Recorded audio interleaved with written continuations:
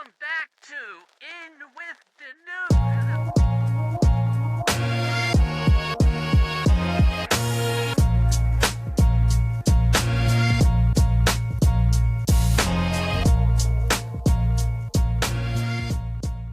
Hey, welcome back, everybody, to In with Denoux featuring Jordan Shannon. For those of you that have been following along with us for a while, you know that the last 2 weeks we did a little insert that we're calling Strolling Through the Scriptures. I feel like I've been switching back and forth between scrolling and strolling, but it is strolling with a T through the scriptures. And that is something that Jordan and I want to just do every once in a while. So we started off with 2, and we did one of my favorite stories the first week and one of Jordan's favorite stories the second week. So it was Jonathan and his armor bearer. That was mine, and Caleb's story about the promised land. Caleb was still fired up for God, still zealous for God, still ready to fight for God. And so that's what we did last week. And so we're still really hoping that you guys can send us in some of your favorite characters in the Bible. And I've gotten a few that we can do in the future. So every once in a while, we'll just kind of pop in with a strolling through the scriptures episode here and there.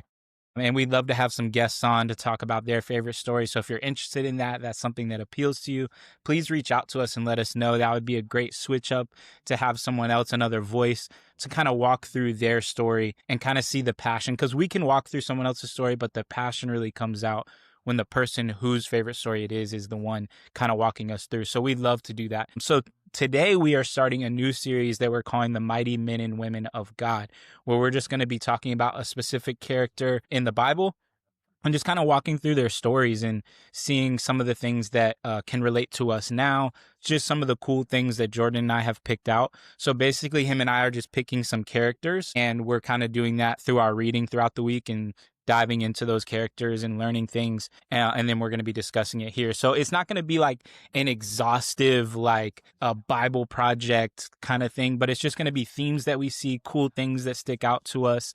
And for that as well, we'd love to hear those as well. Your favorite stories for strolling through the scriptures, but also people that you relate to in the Bible or characters that you really look up to or have helped your faith, because we'd love to walk through some of your guys' favorite characters as well. And so we are starting today with Ruth. And so since Ruth is a short book, so we technically probably could read through it, but some of these characters, the stories are quite long. So we're not going to read through, but I did write a summary. So I'm going to read the summary of the book of Ruth. It's a short summary. Just to guide and give you some context, and then I'm going to pass it over to Jordan, and we'll start jumping into Ruth and the book of Ruth. Okay, so the book of Ruth is a short Old Testament story set during the time of the Judges. It follows Ruth, a Moabite woman who, after the death of her husband, remains loyal to her Israelite mother-in-law, Naomi. Despite hardship, Ruth chooses to leave her homeland and to claim her famous words to Naomi, "Your people will be my people, and your God, my God." In Bethlehem, Ruth works in the fields to provide for them and meets Boaz, a kind and godly man who is a relative of Naomi's late husband. Through Naomi's guidance and God's providence, Ruth and Boaz marry. They have a son named Obed, who becomes the grandfather of King David, placing Ruth, a foreigner, directly in the lineage of Jesus Christ. And we'll come back to that part a little bit later. So that's the summary of the book of Ruth. And I'm going to pass it over to Jordan, and he'll get us started. And there's so many just nuggets or like things that you can glean from the story. And, obviously like the titular character, Ruth, is like the one who we really follow. But there's so many other people to like take account of, right? Like think about Boaz, like her eventual husband. Think about the guardian redeemer, who's outside of the family, who is within the family, who also has the rights to purchasing the land with Ruth. We think about Naomi and her influence and connection to Ruth. There's so many different people to unpack here. But I guess I'll start with Naomi for a little bit, just to kind of like sit with her for a second. Like, Naomi, gosh, like what's it like to just like have like this whole plan of a family? Like when we think about having a big family, we think about having a family, like we're like gonna have like our kids are gonna have kids, they're gonna marry off, and then it's gonna be this whole big like matriarch. I bet Naomi had that big idea about her family, right? Like just like this is gonna be great. But then what happens, right? There's a famine, two son-in-laws her two sons die, her Uh-huh. husband dies, and now she's left with the widows, right? And Naomi is so disrupted from that experience, right? Like that's a lot of grief to process that and I would say rightfully so, considers herself kind of like I've been struck by God. Like clearly the Uh-huh. plan that I had to have this abundant family is not to be, you know? Uh-huh. It's not to be that I'm going to have the dream that I had. And more so like that eventually led to her even wanting to be not be known as Naomi anymore, right? It meant Uh-huh. led her to Uh-huh. want to be known as I'm bitter because the Lord has left me bitter, right? And sometimes I think we can look at that with our worldview, our lenses now, and think like, man, was she right to be bitter? And I'm like, I look at this, I'm like, absolutely, like Yeah. like Yeah. it actually makes a lot of sense, and I think in many ways it was God giving her the right to, because I think in her mind she was responding in the way that she thought was righteous. Like my life Uh-huh. clearly could not be going the way it is unless God has struck me with this and wanted me to endure it through this way. And I do think what's really cool is God still rewards her right through the relationship of Ruth, right? Yeah. Yeah. Because obviously she has the two widows, Orpha and Ruth, and like both of them actually like wanted to stay with her for a little bit. They wanted Uh-huh. to walk around and still stay connected with her. Uh, Naomi just lays it out for them. Is like, hey, listen, like you two are young. Go find yourself some husband. Like, Uh-huh. settle Uh-huh. down, get married. Like you don't need to be with me. And then they were like, no, we'll stay with you. But then she's like, hold on now, like think about that. Even if I got Yeah. married right now, Yeah. even if I Yeah. had kids tonight, right? Even if all that stuff happened Yeah. right now, Would like, you wait? Yeah. you wait for them to grow up? Like, would that make sense? Like, and so like when she lays it out like that, like Naomi is like really even just trying to look out for their best interests. Uh-huh. She's really seeing her, and it's sad when you think about it. She's almost like seeing her life as futile or a life or a lost Yeah. cause in some way. Yeah. And I think what's powerful is Ruth is like, no, no, you have something very special, right? Because Orpha obviously takes her up on that. Orpha's like listens and leaves, but Ruth has a conviction of like, no, I'm gonna stay with you, which Uh-huh. is strange. It's strange for her to have that kind of like commitment to Naomi, but I think that also showed the impact that Naomi had on her of just like her connection to God, her connection for family, her desire, like right, like there was something in that relationship that led Ruth to say, "I'm going to stay with you, right, and I'm going Yeah. to come back with you. I know I'm a foreigner, but I want to be with your people. I want to be with your God." Like that's a very powerful just reflection to come from Ruth, right? Like it would Yeah. it's Yeah. akin to just a foreigner in general. Like imagine us setting up shop in a community and then like somebody from a different country is coming and marries into your family and just Uh-huh. latches on to a connection with you. Yeah. Yeah. Just Yeah. latches on and wants to commit to you and wants to imitate your lifestyle, wants to imitate your practices, your values, wants to share in community with you. Naomi couldn't see like right, like how much that impact would have, right? Like in terms of like, Yeah. Ruth and Boaz and them having a connection and then building a family that would ultimately lead into the redemption of Israel, right? Like Uh-huh. she didn't Yep. have that, at least we don't have evidence that she had that kind of foresight or information, right? Yep. But she clearly had some impact on Ruth that God was planning for something big. And I think that Uh-huh. that is a lot that we can settle with, but also just like we'll reflect upon for our own lives, right? Like we don't know who God is going to bring in to have us build connections, but are we still going to serve God and honor Him and listen to Him? Yeah. Um, Yeah. and lean on and also like lean on those relationships. So I think like this Yeah. whole Naomi and Ruth, like the relationship that they have together is very much one that's worth emulating and Uh-huh. imitating, and Uh-huh. one that is inspiring for us to be like, yeah, you can be inspired by God even when you don't have that same upbringing as someone who was made by, like who was born into it, right? Yeah. Like Yep.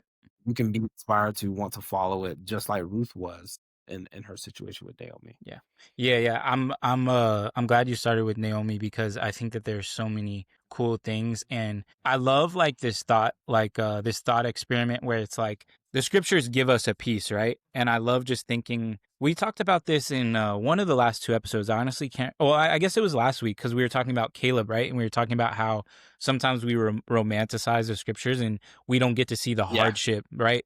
That Caleb went through during those 85 years. It's not like he was just on fire every second of every day, but we don't get to see those hard moments all the time.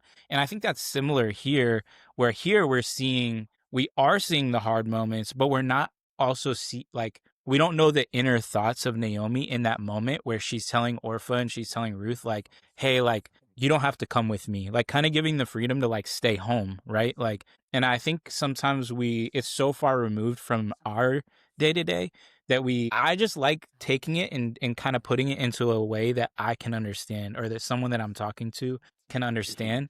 And when you think about like what you're talking about, the grief and the bitterness, and I think it's interesting that, Naomi like changes her name to Mara, right? Which means bitter. And so it's like she even like names herself bitter, basically. And that's where she is. Like that's how grief stricken she is. And it's just interesting to think that she's a human just like us, right? How we would experience grief. And so I'm sure the big part of her offer for them to just stay home and not have to travel with her was for their benefit, right? Like I think majority of it was genuinely her being like, hey, like this is going to be difficult. You're going to be a foreigner.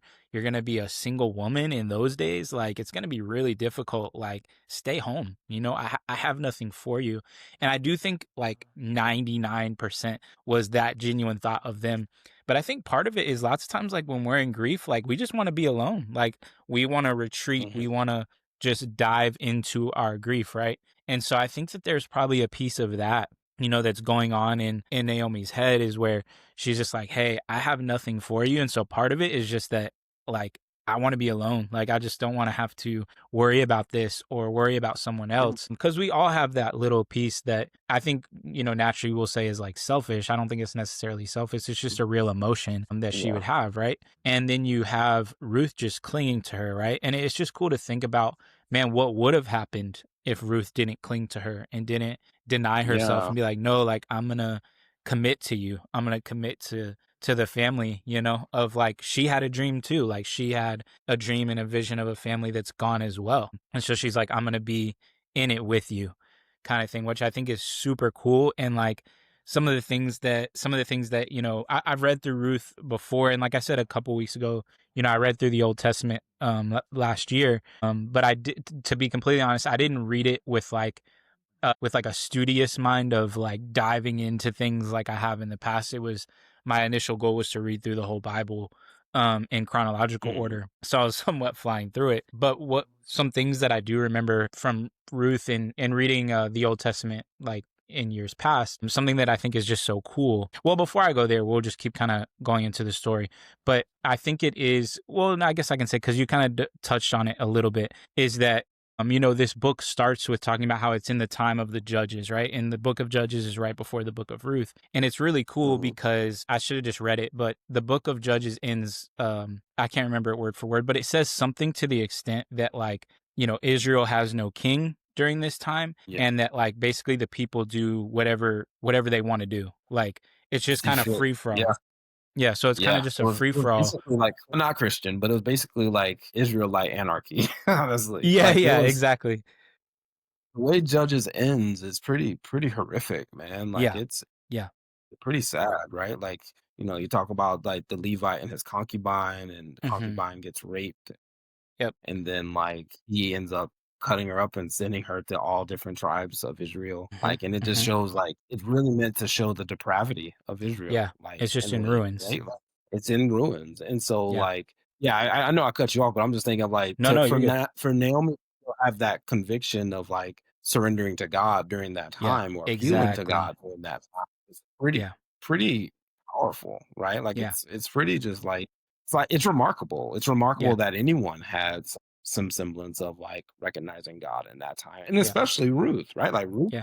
Ruth To is say coming the from a line. people that, yeah, to save a Say line. you're Like Ruth like is yeah. also like seeing like she's seeing the fruit of Naomi's life, but she's also seeing like Israel as a whole is not looking much different from maybe her own community or other Mhm. communities that Mhm. she's seen that time, right? So Yeah. in Ruth's eyes, it's probably also like, no, like I've seen how you've carried yourself through this time, and you still Hmm. continue to maintain a steadfastness to God. I saw how you were with your son, like with Yeah. my husband, your Yeah. husband, like right, like there were things that Naomi did that we're not privy to in the Yeah. scriptures, but we can speculate that like Naomi showed herself to be a woman of God during a Yes. time where there was nobody that was really wanting to follow amongst her Yep. people. Yep.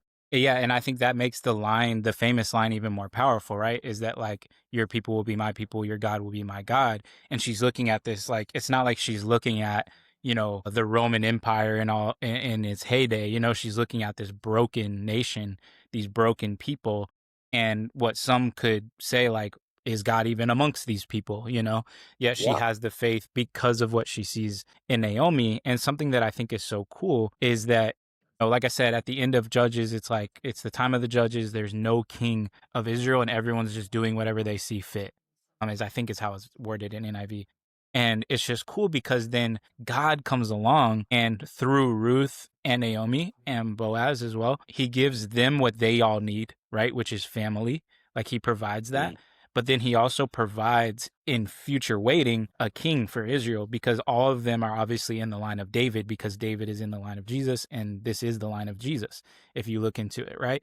And so like I said mhm. in the summary is that this becomes, the family of King David who ultimately becomes Jesus. And so it's so cool because something that I kind of found when I was reading through and something that's always served me well when I'm like studying the scriptures or if I'm reading through the Bible and I continue to see a word or a theme or something like that or a command, right? Like I made a video a good while back, I think before we even started the podcast, talking about like the command that's given the most in the Bible is do not be afraid and how that Mm, if you go down that path, like you could just say that and it's like cool fun fact, but if you go down that path, it's like you learn a lot of cool things when you go back and look at all the times it says like do not be afraid and how there's these different things that you can learn from this one phrase because it's meant differently in different parts of the Bible. God sometimes even reject like in Exodus, a lot of people love to use the scripture where Moses says, like be still and like see that like God will know that defeat your enemies on this day, right? And people say that, but then they don't read the next passage where God comes to Moses and he's like, "What are you calling out to me for? Like, tell them to go, like move. Like, what are you doing, basically, right?" So there's these times where it's like, "Don't be afraid," and God's like, be a little like move, like go on, like I'm gonna save you, but move, like don't just stop, I need kind you of to thing. act. I need you to I need you Exactly, to get in. exactly, exactly.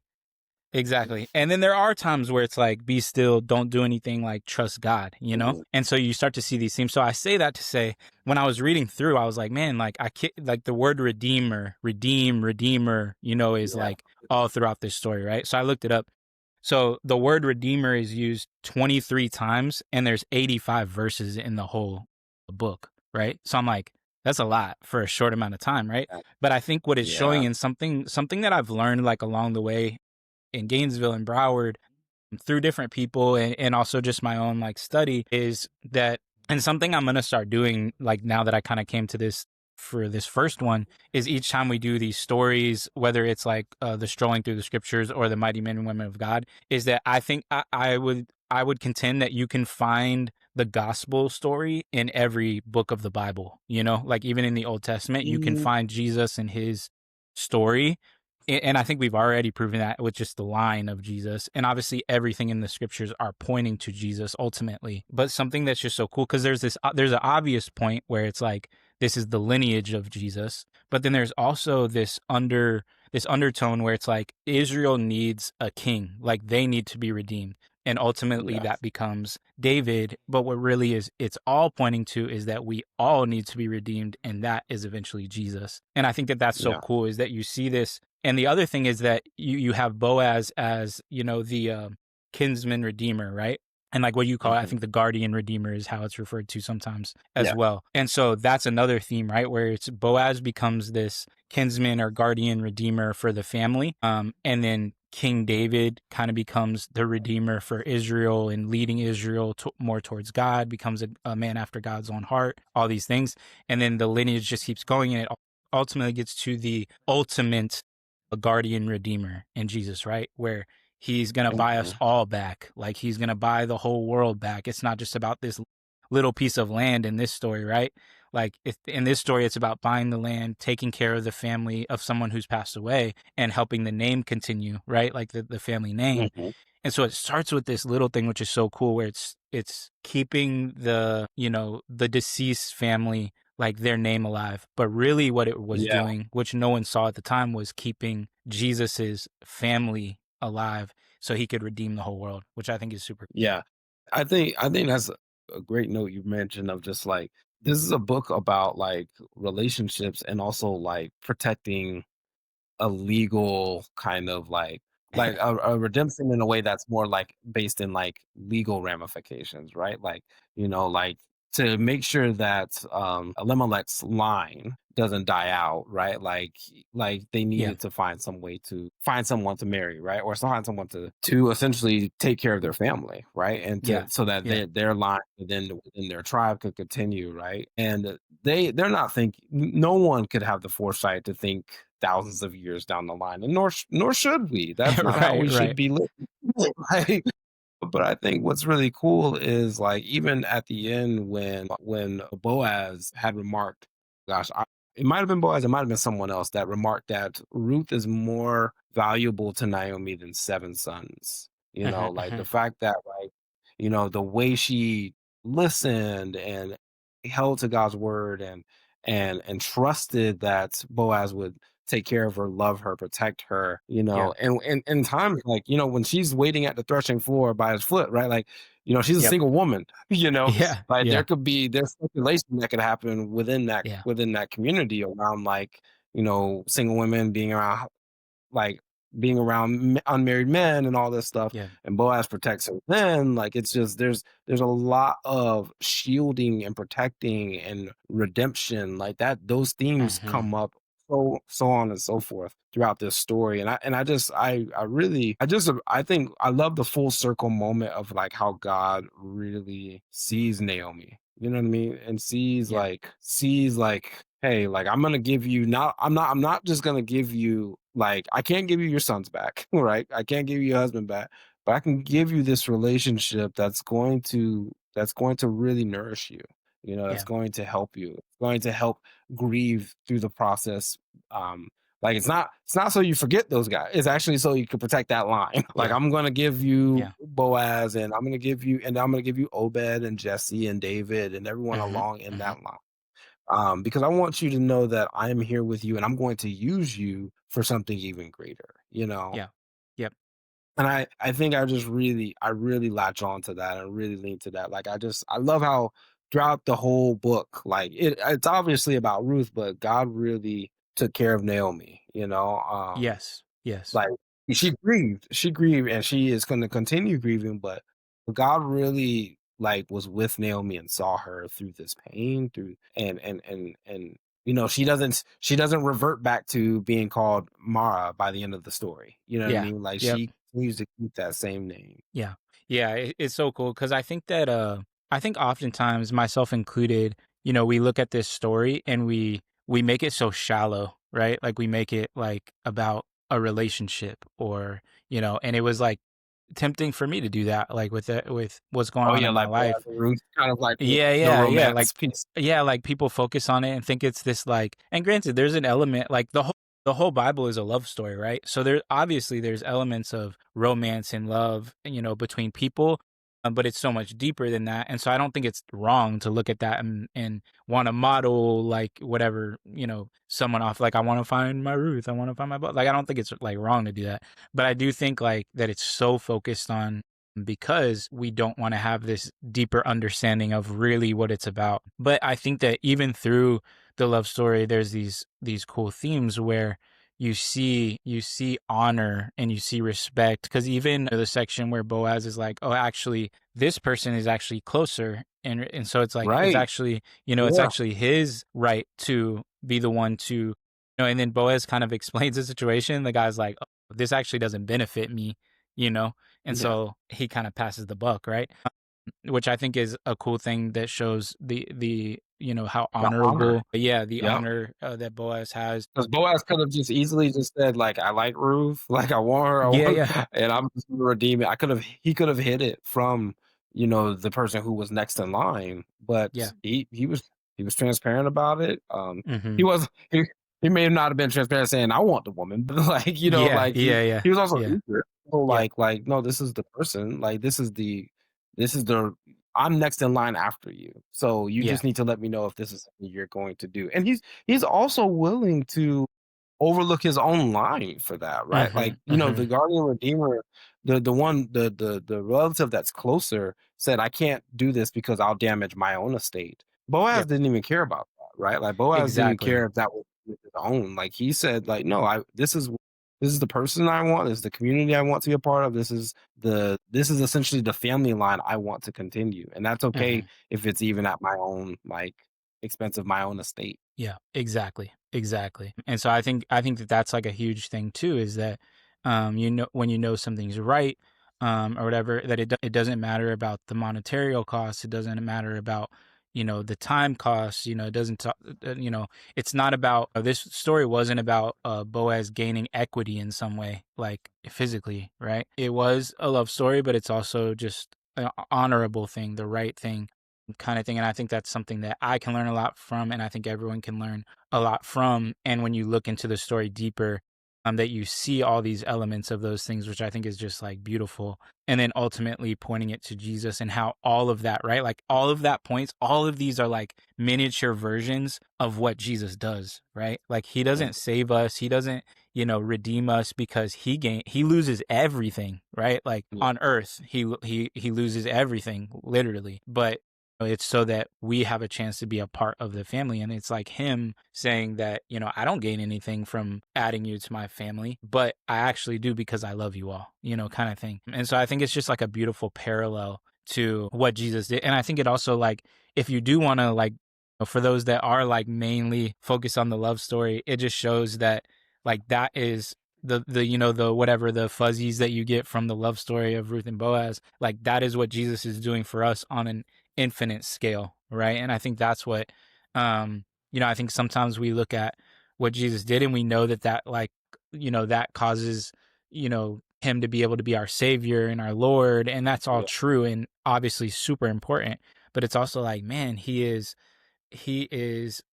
this is a love story for us, and this is who's like pursuing us and who, doesn't care about the cost, and doesn't care about the equity and the things that he had to do to get there and whatever. It's this parallel. And for Jesus, it's for everyone, which I think is super cool. So I don't know if that yeah. sparks any thoughts for you. Yeah, I mean, it's definitely this like funneling of like redemption, starting with like obviously Boaz and Ruth, and it just gets wider, like you said, with David being the redeemer for Israel. Like Hmm. obviously Israel goes through its own turmoil with splitting into two kingdoms, but like even through that, like God is sending that message of like there's going to be a time where I need to redeem all of Israel, and Israel Yeah. is spoken of in a general sense, not necessarily to a just a tribal nationalistic ethnic sense. Like I think that Yeah. there's some parts of that within like the first readings of first and second like Samuel and Kings, but Hmm. as we continue to get throughout the Old Testament, you see like it's pointing towards like, a general sense of redeeming my child of Israel, right? Hmm. And when Jesus is here, that's where he's like, no, this is not just for Israel, the ethnic nation state, or the ethnic group. It's more of like Yeah. this is for this is for the people who want to be children of God. That's where Hmm. like Matthew 5 comes in, right? Like blessed are the peacemakers, for those who they will be called the children of God. Yeah. Right? Like it's for really anyone who is seeking out to follow Jesus and follow God, right? Like Jew Yeah. or Gentile. And I Yeah. think that that is like a very moving and compelling piece of like this whole arc of redemption. Hmm. Hmm. Yeah, super cool. Super, super, super cool. So I kind of just wanted to point out some things like that I saw just that were like kind of like key themes, but also thought provoking things for me. Mm, So initially, like after I decided not to read them because I didn't want to like give things away before we dove in. But after I wrote the summary, I wrote these key themes. And so I put like, and we've talked about some of them, but like loyalty and faithfulness. So like Ruth's devotion to Naomi and to God. And then like God overseeing like us in ordinary life. And I'll go into that a little bit more. Inclusion, which we talked about, how God's plan welcomes outsiders into his family, like not only just Ruth, who obviously isn't naturally an Israelite, right? Like she's a Moabite woman, Right. which it talks about in Right. the beginning. But then also, you obviously have a prostitute in the line of Jesus. You have all these things. And then what we've mainly talked about is redemption through a kinsman redeemer like Boaz, pointing forward to Christ is what I wrote. But in terms of this thought of like something, like I have notes here too where it's like, what made me think about myself is, how is God involved in the day-to-day joys and hardships of our lives, right? Like he is involved in these, like he was there, when Naomi was hurting, when she was telling her daughter-in-laws to stay home, when she's changing her name to bitter tomorrow, which means bitter. Like he's there, right, in those hardships, but he's there in the joys too. And I think that one thing we can't do is be like, okay, like this is what God's going to do in my life exactly, because that's not necessarily the case. Like we see that through people's lives, like, this person is blessed with this, I'm not blessed with this, but I'm blessed with this, and this person's not blessed with this. But God's there and he cares about the hardships and the joys in our lives. And I think that we, in the past, honestly, like when I was younger, it was like there's certain things where I would just quickly say, and I'm not saying that when I say this, I'm not saying for sure that God like fully cares about like certain things, like, but I used to quickly say, oh, like God doesn't care about whether your team wins or loses, or whatever, which is true. I don't think God cares like specifically like if the Florida Gators win or lose, or if the LSU Tigers win or lose. But for things What are you that like talking bring about? us The sun is orange and the sky is blue. But I do think like regardless of the situation, whether it's sports, whether it's a relationship, whether it's a job, like whatever, like God does care about our joy and about our hardship. And I think there's times where it's like, hey, like this probably shouldn't bring you hardship or whatever, but God cares that you're hurting, kind of thing. And so that's like the first thing that I kind of thought through. And I guess like for the listeners, think through, like know that God is involved in the day to day of your life, whether things are going well, whether things are going poorly, like God is involved in the day to day moments of your life. And then something like that I kind of pulled out from Ruth and Naomi is to trust God's unseen hand even when life feels uncertain, which I feel like Naomi eventually does, right? And I think Ruth helps her towards that by staying with her and having, her support, which I think is super cool. So those are just like a few of the things that I kind of pulled out that was like, okay, like through this story, one thing, like a question that I asked myself is like, do I believe that God is involved in the day-to-day moments, joys and hardships and moments of my life? And kind of thinking through that. And then through that, through like our friendship, through my family, through other friendships that I have, does that help me trust God's unseen hand, when life feels uncertain, which is big for me right now. And so I think like those are the things for myself that I kind of, pulled out and things that I'm continuing to like think through and pray through. So Yeah. yeah.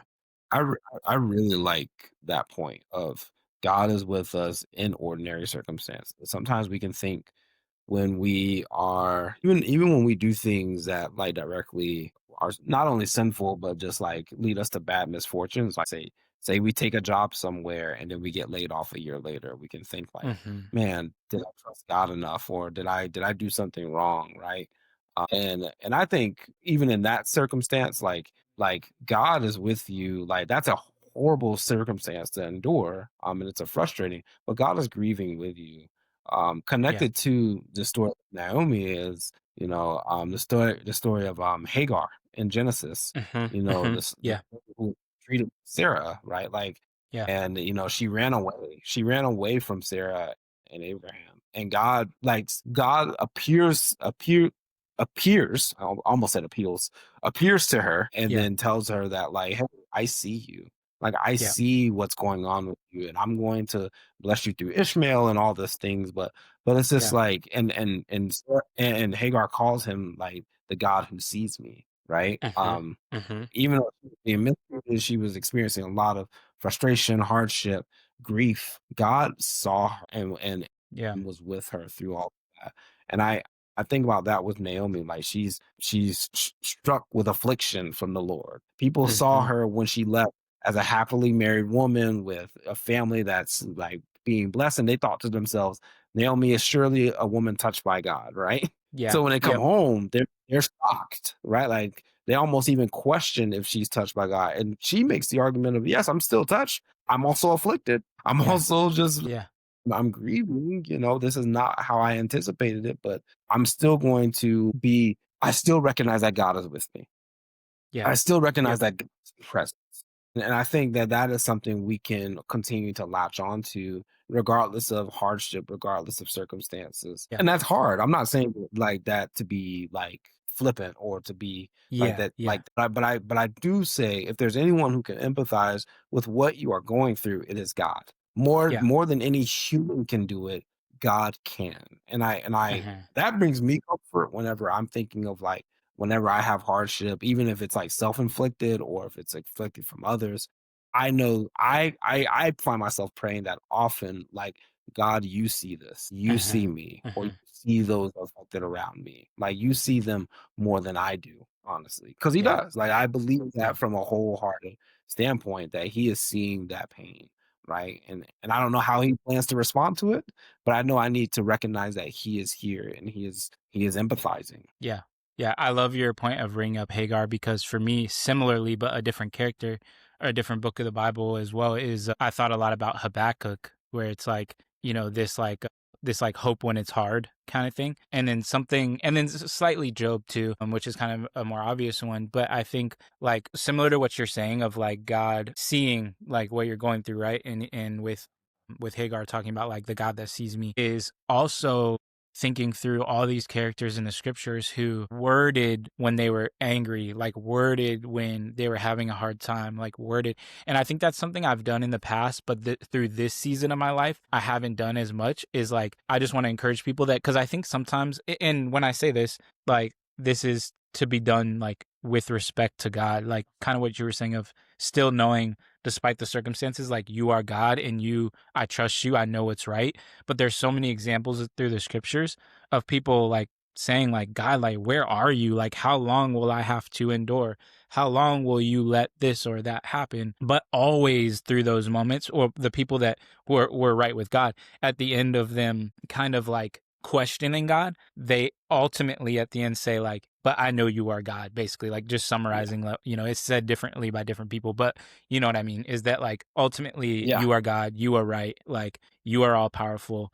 But I say that to say is that don't be afraid to voice like your anger or your frustration, even if it's at God, like kind of thing. Because like someone that I can't even remember who told me this, if I'm being honest, or if it's like something that I came to a realization, but I lean more towards someone teaching it to me, is that like God can handle, your anger, even if it's towards Yeah. him, right? Like Yeah. God Yeah. watched his son die on the cross. Like he watched all these atrocities. Like he watched his people hurt and allowed it to happen for a purpose. And so he can handle when they are expressing their anger, they're expressing, their hurt or whatever, as long as it is realized like you are God, I do trust you, Yeah. but this is what I'm like, these are my true feelings kind of thing. And Yeah. so I would encourage, like, it is again going in with the mindset of like, I respect God, I trust God, I love God, but I'm going to fully express like I would to a friend, because I think sometimes we're like, I can tell Jordan like how I'm really feeling and be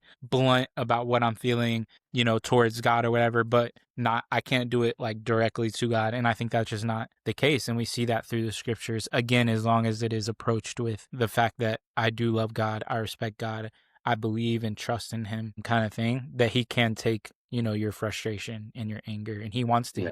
like hear those things. I believe he wants to hear those things. Yeah. It's even got me thinking about this concept of like, it's like the idea of like what it means to have reverence for God, right?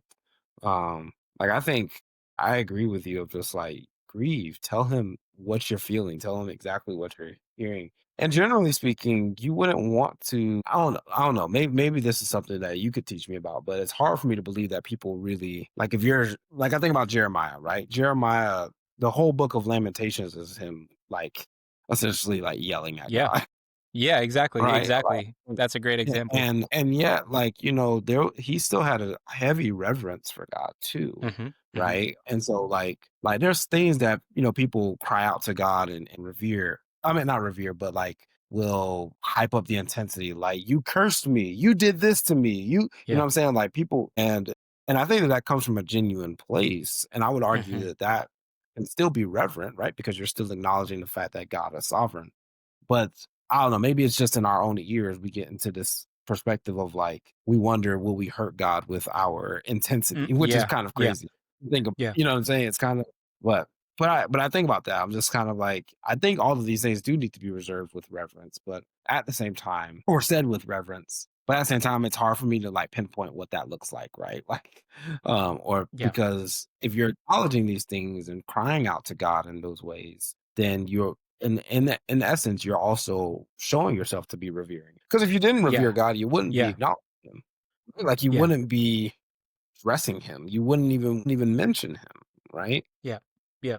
Yeah. And I think like, and when I say this, like, I know you said like maybe you can teach me. I'm not like an expert on this, but I'm learning a lot about it because I think Jordan can attest, having known me, 14, 15 years, is that I'm not like an angry person. Like, I'm not someone that gets like super angry, like really easily towards anybody. Like it takes a lot for me to get angry. But, at the beginning of the year, like in January, like I was dealing with something that caused like the most anger that I had ever had, right? And I didn't do like what I'm saying now of like taking, like going to God and being like, I'm angry like about this, like to him, about this situation, this specific situation kind of thing. And I think I started, and this is me kind of looking back, like even in the moment, like not realizing that because I didn't go, and I'm not saying only because of this, but I do think it's a big piece, is because I didn't bring my anger to God. And this is why I say I genuinely believe that God wants you to bring your anger to Him so that it doesn't come Mhm. out like towards one of His other children, right? Like whether it's a Christian or just some other random person. Because I remember like when I was visiting Lauren in Canada, like I told her that, with this, and I didn't even realize it in that moment, is that, I was having all this anger, and I remember I was driving, and bro, I can't remember the last time that I like cursed or like did anything like that. But I was driving and someone like cut me off, and I passed them later and I like flicked them off. And I was like, after I did it, I was just like, and they didn't even see it, I don't think, like it, but it was just an emotion that came out of me. And I was just like, Yeah. what the heck did I just do? And then when I was Mm, in Canada yeah. visiting Lauren, like I told her, I was just like, yeah, like I was angry and I did this. And I was like, I guess I'm like confessing to you that like I did this. Like I didn't tell anybody. And I was like, yeah, like I guess I'm like confessing to you that I did this. And it's just weird. Like this is like not me. And you and I have had Yeah. a lot of conversations where like later on, like I didn't feel like myself in a lot of ways because of things that were happening in my life that I didn't know how to handle, but I wasn't taking, like I was praying about it and I was reading, whatever, and I was talking to people, but I wasn't being like truthful, I guess, with my full anger of like fully what I felt, fully what I was dealing with, and like bring that to God and just like lay it at His feet. And I think there's something that Mhm. is therapeutic about that. And I'm not saying that like whenever you're angry, like just go and like lash at God, but I was actually angry like with God through some of these things. And I think Yeah. what I'm not saying is that every time you're angry, like direct it at God. That's not what I'm saying. I'm saying if you Mm, have angers towards God, then take it to Him and tell Him like why you feel that way. And, something else we were talking about recently is like on the pod, I just can't remember what episode at this point, is that lots of times you want to do the right action and your heart will follow, right? And so sometimes I think the right action is just being fully honest, again, within reverence and a healthy fear of God and love for God, but just telling him like, man, like this is genuinely how I'm feeling, and I'm like angry with you about it. I'm mad about you about it, with the intention of like working it out with God, right? Like we talk a lot about how we need to have conflict with people and talk it out, but we got to do that with God too. Is that, like we always talk about, is God talks to us through the word. We talk to God through prayer, and it has to be both ways. Like God tells us, what to do with our anger, that we can have righteous anger. In your anger, do not sin. Like those type of things. Like He talks to us about anger, but we got to talk to Him about anger too. Like if we have it. And so I guess like those are the things I'm learning. And I think that there's a lot more for me to learn. But I think like your, Lamentations and Jeremiah, like that's a great, great, great example. And as you said that, like when I was saying like someone taught me, I'm pretty sure whoever taught me that like used that as an example, was like mm, Jeremiah and in Lamentations. That's like, look at this, like the whole time, like you said, Jordan, like the whole time, like he is angry, towards God, and he's and if I remember, I would have to read it because I haven't, I read Lamentations when I read through the Old Testament, but studying it out, I think that is the book where he is saying all these things. But again, throughout the whole book, it also says at the end of a lot of his rants is that you are God, I trust Mhm. you, I will hope in in him. different Yep. ways. Yeah, I will Yep. hope in him. Yep. Yeah. So Yep. that's kind of Mhm. what I mean. And that's why I think if you're someone that's going through something like that, that would be a great book to read. And I probably should read it again. So Yeah. Yeah. Jeremiah's a good one. Yeah. Makes you wonder if there's even some ways of how Jeremiah may have been influenced by Naomi's story during that time. yeah. Just Yeah. just cause I mean Jeremiah was going through it too, right? Of seeing Israel go into exile and go into Yeah. captivity and then being the voice of God during that time, right? When it's Yeah. unpopular, Yeah. you're under oppressive rule. like I Yeah. I would not I can only imagine how sad and frustrating and just how the amount of negative emotions that he was encountering. Yeah. But yeah, I think the lesson we can take from Naomi, from Jeremiah, from Hagar, from all these people is just that God sees you and he sees the pain you're experiencing, right? And Yeah. and I'm not saying he's going to bless you materially because of Right. that, but Right. I want you to know that he's there with you, right? And Yeah. you are not alone in that, right? And that's important for us to take in because we are social creatures. We Yep. weren't meant to experience these things alone. We weren't meant to be alone. And you had mentioned about I wonder what would have happened had Ruth not gone with Naomi. I wonder that too, right? We had Gio on here a couple weeks ago that talked about Judas, right? Yep. And And Peter. Yep. yeah, and how guilt stricken he was, right? And so, Judas obviously took his own life. And so when Peter was obviously feeling discouraged, and the disciples did not leave him alone. I love Yep. that point that I'm like, yeah, maybe it was in the disciples. We don't know this for sure, but it was maybe might have been in the disciples' back mind of we can't leave our brother alone. The last time our brother felt grief stricken and was alone, it happened. They took their own life, right? Yeah. We don't want that to be the case for Peter. And Yeah. I can't speculate on if that would have happened with Naomi, but could she have, if she was by herself, would she have seen God working, right? Right. Maybe, Right. maybe not, right? But I think that there's a reason why God brought her. There's obviously reasons why God brought her Ruth to Yeah. help her, to let her know that the pain that she's experiencing, she's not going through it alone. Yeah. And Yeah. and that God is with you through this pain. Yeah. And I think that if you could take anything from this story, I think the point that you just made is a good one. If you're gonna take one, is that God is with you and he sees you. And I just love these little strings, and I'll leave it at this. We can end after this, but I love and this is just maybe to encourage people to read the scriptures and look for these themes, look for the connections to Jesus. I always would tell you no matter where you're reading in the scriptures, look for the connection to Jesus and you'll find so many cool things. Because I even think I'm grateful that you brought up the thought that Gio brought up with Judas and with Peter, because I actually thought about that too, and I totally forgot to point it out, because it's really cool, because we've already talked about this thought of Naomi and Ruth and how it leads to this lineage of Jesus. But obviously, without Jesus in the way that he encouraged and instructed and inspired Peter, we obviously wouldn't have the Peter that we know. And then we wouldn't even have the Peter that then betrayed Jesus. And then, like you're talking about, he was rallied around. And I think it's really cool that through him is where we learn in Acts about salvation, right?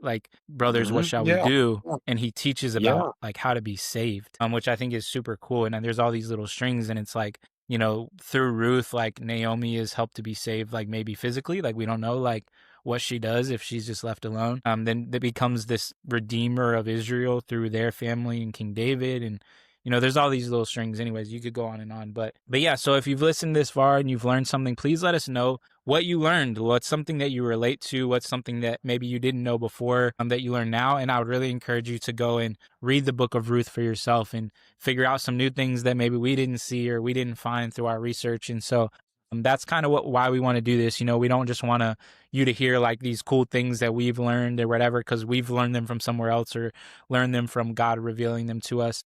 We really want to encourage you to dive in and read it for yourself. So take some time this week to read the book of Ruth, to write some things out that you learned, and definitely let us know in the comments, wherever it is that you're watching this, or if you just want to text us individually just to let us know what you learned. That's cool too. So next week we are going to be diving into Nehemiah. And so Nehemiah, we're going to do multiple weeks on Nehemiah. There's a little bit more to dive into in the book of Nehemiah. So we'll be doing at least 2. We'll see how it goes. But thank you for joining us. Please like, share, subscribe, rate us if you're watching on Spotify or listening on Spotify or Apple. And please subscribe to the YouTube. What will really help us grow is if you leave a comment below the YouTube video. So thank you again for joining us, and we will see you next week. We're signing off. Yeah. Boom.